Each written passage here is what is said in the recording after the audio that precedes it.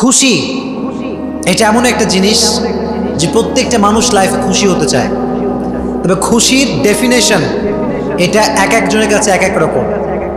কারো কাছে খুশির মানদণ্ড হচ্ছে টাকা, আবার কারো কাছে খুশির মানদণ্ড হচ্ছে বাড়ি, কারো কাছে ধন, কারো কাছে সম্পদ, কারো কাছে বিবি, তো কারো কাছে সুন্দরী নারী।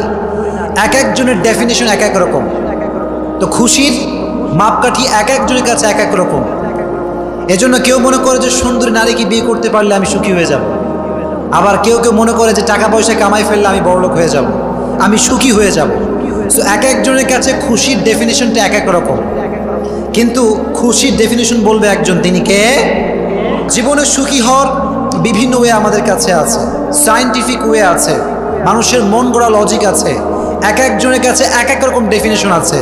কিন্তু প্রকৃতপক্ষে খুশি হওয়ার সাজেশন দিবে আমাদেরকে একজন, তিনি কে? আল্লাহ বললেন খুশি হওয়ার প্রথম কাজ হচ্ছে আলা বিযিক্রিল্লাহি তাতমাইন্নুল কুলুব। টাকা দিয়ে খুশি হওয়া যাবে না, ধন সম্পত্তি দিয়ে খুশি হওয়া যাবে না, সুন্দরী নারী দিয়ে খুশি হওয়া যাবে না। আল্লাহ বললেন আলা বিযিক্রিল্লাহি তাতমাইন্নুল কুলুব। তোমরা যদি অন্তরে খুশি পেতে চাও, জীবনে সুখী যদি হতে চাও, জিকির করতে হবে একজনের, তিনি কে? আলা বিযিক্রিল্লাহি তাতমাইন্নুল কুলুব। প্রশান্তি এবং সুখ এটা একমাত্র আল্লাহর জিকিরে রয়েছে। কার জিকিরে রয়েছে? আল্লাহর জিকিরে রয়েছে। এজন্য যখনই আপনি হতাশ, যখনই আপনার জীবনে খুব দুঃখ কষ্ট, জিকির করতে হবে একজনের, তিনি কে? এজন্য আল্লাহ বললেন টাকা দিয়ে সুখ অর্জন করা যাবে না, সুন্দরী নারী দিয়ে সুখ অর্জন করা যাবে না, জিকির করতে হবে একজনের, তিনি কে? আব্দুল্লাহ ইবনে আব্বাস রাদিয়াল্লাহু তাআলা আনহু বলেছেন যে কেউ যদি তার লাইফে সুখী হতে চায়, সে যেন তার দুঃখের সময় আল্লাহকে স্মরণ রাখে, সুখের সময় আল্লাহকে স্মরণ রাখে। কারণ সুখে দুঃখে আমাদেরকে সব সময় আমাদেরকে অবস্থায় নিপতিত করে একজন, তিনি কে?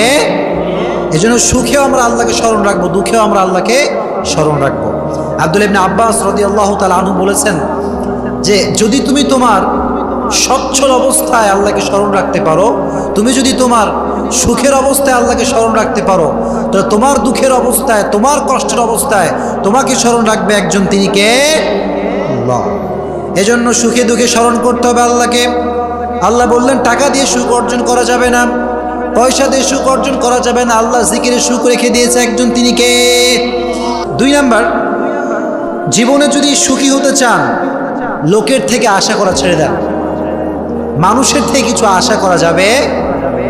অনেকে খালি লোকের কাছে আশা করে যে আমাকে অমুকে এটা দিবে, অমুকে সেটা দিবে, এত আশা মানুষের ভিতরে কাজ করে। কিন্তু যেই ব্যক্তি মানুষের থেকে কিছু আশা করে, সে জীবনে কখনো সুখী হতে পারে। কারণ পৃথিবীর কেউ কিছু দিতে পারে না, দিতে পারে একজন, তিনি কে?